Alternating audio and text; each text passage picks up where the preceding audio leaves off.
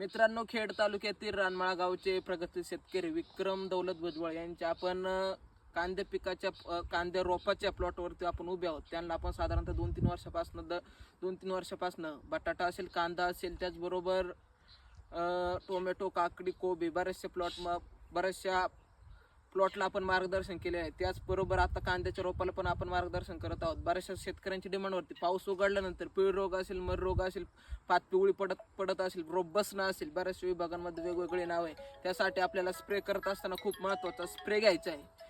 त्यासाठी स्प्रे घेत असताना GSPचा व्यासपाचा वापर करायचा. साधारणतः 100 लिटर पंपासाठी 20 ml. सिलिकॉनचा वापर करायचा. टॅपसील नावाने मार्केटमध्ये जिओ लाईफचं उपलब्ध आहे. त्यासाठी आपल्याला 100 लिटर पंपाला 3 गोळ्या आणि त्याचबरोबर आपल्याला कॅरॉनचं ओनिटॉन किंवा कुशन गोल्डचा वापर करायचा, साधारणतः 20 ग्रॅम. अशा पद्धतीने जर कामकाज केलं, मर रोग वाटत असेल तर जमिनीच्या माध्यमातून एलेट 2-3 किलोच्या टाकण्यासाठी 100 ग्रॅम आणि त्याचबरोबर अँट्राकॉल 100 ग्रॅम. अशा पद्धतीने जर कामकाज केलं तर आपल्या